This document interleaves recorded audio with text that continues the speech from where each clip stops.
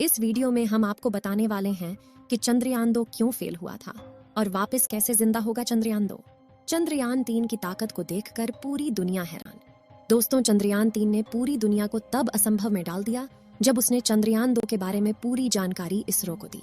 उसके बाद अमेरिका की स्पेस कंपनी नासा और स्पेसक्राफ्ट भी चंद्रयान-3 पर नजर गड़ाए बैठे हैं।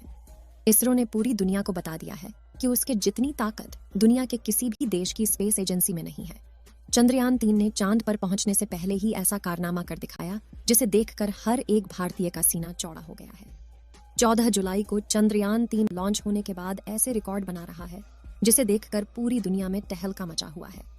14 जुलाई को श्रीहरिकोटा के सतीश धवन स्पेस सेंटर से उड़ान भरने वाला चंद्रयान-3 तकरीबन 17 दिनों के बाद पृथ्वी की कक्षा से चंद्रमा की कक्षा में जा चुका है। जब इसको पृथ्वी से चंद्रमा की तरफ शिफ्ट किया गया तब इसकी स्पीड तकरीबन 1 लाख किलोमीटर प्रति घंटा रखी गई थी।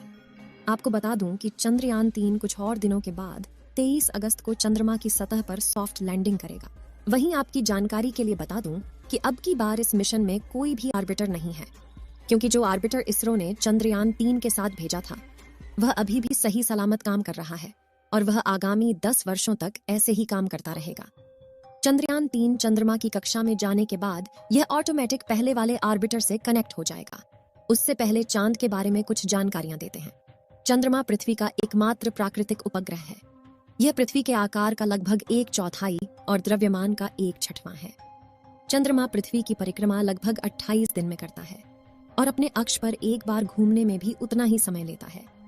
यही कारण है कि हम हमेशा चंद्रमा का एक ही चेहरा देखते हैं और दूसरा छिपा रहता है, जिसे डार्क साइड कहा जाता है। चंद्रमा का सतह चट्टान और धूल से बनी है।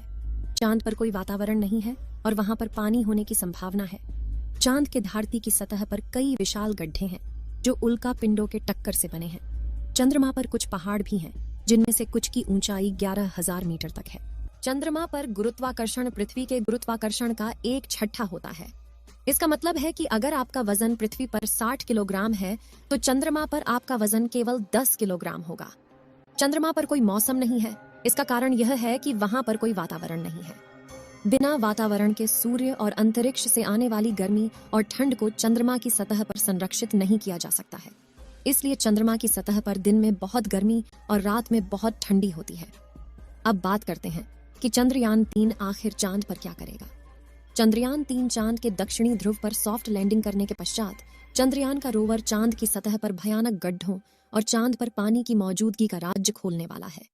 अभी भी हमारा चंद्रयान चंद्रमा से तकरीबन 2 लाख किलोमीटर दूर है, लेकिन हमारे चंद्रयान में लगे हुए हाई रेजोल्यूशन वाले कैमरों ने चंदा मामा की पहली तस्वीर भारतीय स्पेस कंपनी इसरो को भेज दी है।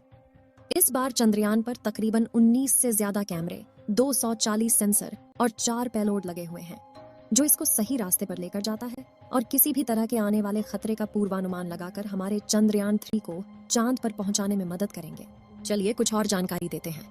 2019 में इसरो ने अपना चंद्रयान चांद पर भेजा था, जिसकी किसी तकनीकी खराबी के कारण सॉफ्ट लैंडिंग नहीं हो पाई थी और न ही उसका रोवर बाहर आ सका। लेकिन उसके तकरीबन 4 साल बाद भेजे गए चंद्रयान-3 ने उसकी फोटो को इसरो के सर्वर पर भेजा है।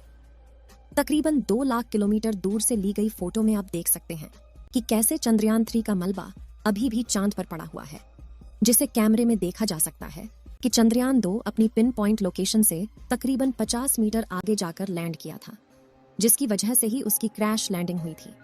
क्रैश लैंडिंग होने के बाद चंद्रयान-2 उल्टा हो गया था, जिसके कारण उसका गेट नहीं खुल सका। उसकी वजह से ही शायद हमारा रोवर बाहर नहीं आ सका। आपको जानकारी के लिए बता दें कि चंद्रमा पर आज भी चंद्रयान-2 का मलबा तकरीबन 100 मीटर की दूरी में फैला हुआ है, जिसको हमारे चंद्रयान-3 के हाई रिजोल्यूशन कैमरों ने बहुत ही सटीक तरीके से कैप्चर किया है।